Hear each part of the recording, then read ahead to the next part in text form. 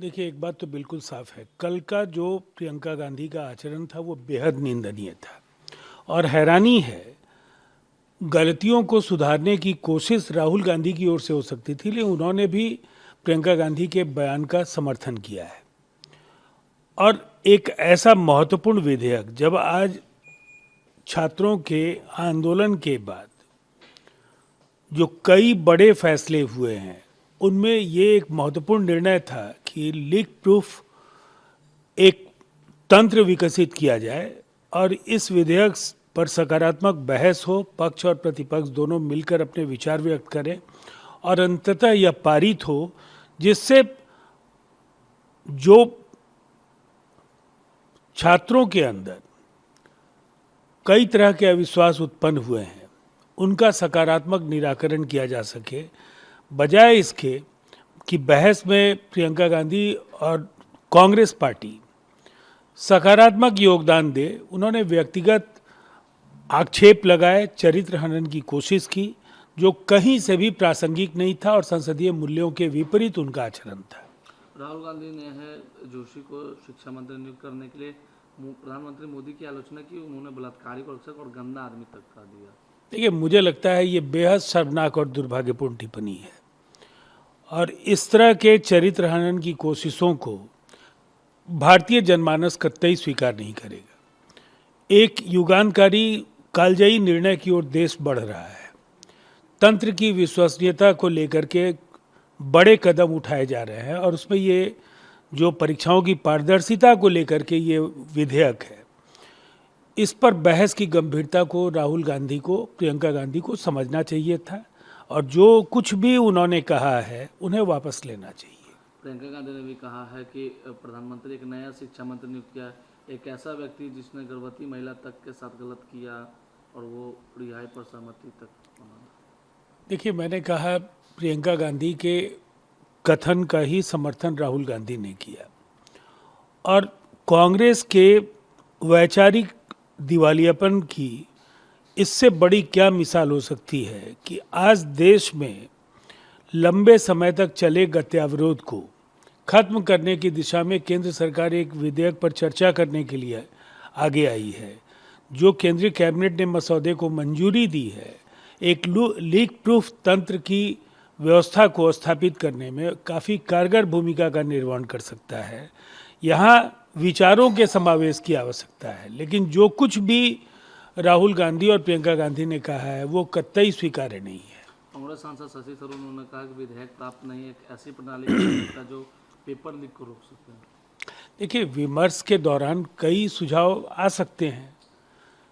शशि थरूर ने अपनी बातें कही, पार्टी ने उन्हें लगातार उपेक्षा का शिकार रखा।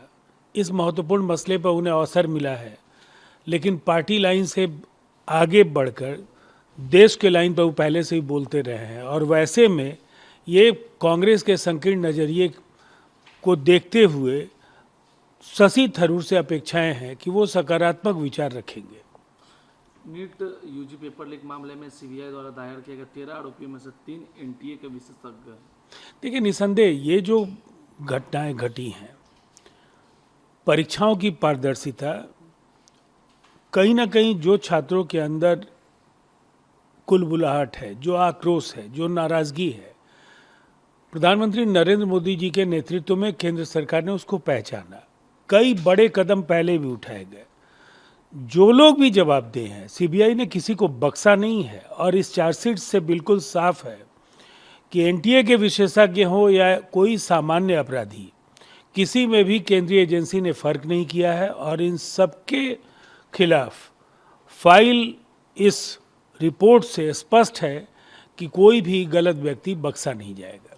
कल बांकीपुर विधानसभा का उपचुनाव होने जा रहा है, क्या लगता है? क्योंकि ट्रायंगुलर फाइट है, बीजेपी है, प्रशांत किशोर है, तेजस्वी यादव भी है, तीनों अपना अपना आजमाइश है, क्या लग रहा है आपको? देखिए, कोई भी चुनाव जब अनेक उम्मीदवार नामांकन करते हैं तो नतीजे के आने तक वो उम्मीदवार तो हैं, दरअसल कहीं कोई त्रिकोणीय मुकाबला नहीं है, ये एक तरफा मुकाबला है।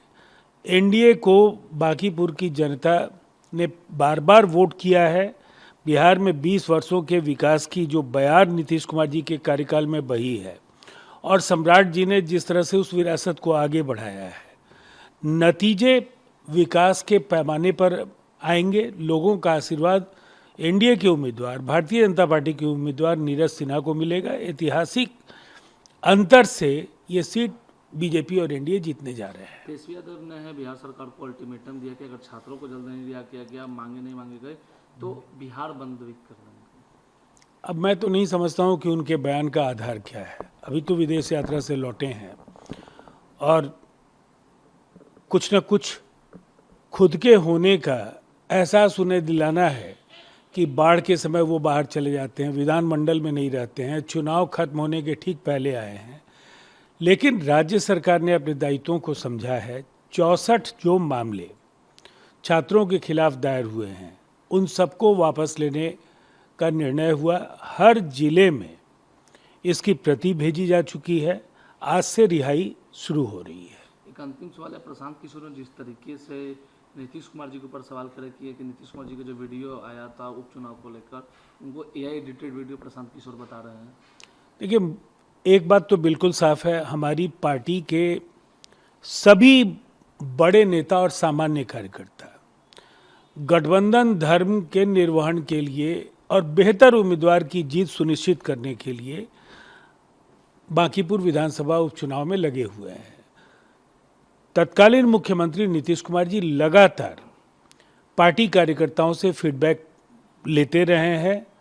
कल भी उन्होंने फीडबैक लिया है और अब चूंकि प्रशांत जी को ये पता है कि जमानत बचाना उनके लिए एक बड़ी चुनौती है और ये खिसियाहट में, ये बौखलाहट और हताशा में ही कोई नेता इस तरह के बयान देता है। हमारी भी चुनौती है। पहले इस तरह के आरोप चुनाव के ठीक 48 घंटे पहले कोई व्यक्ति बगैर तथ्यों के आधार पर लगाए तो मुझे लगता है चुनाव आयोग को भी उसका संज्ञान लेना चाहिए।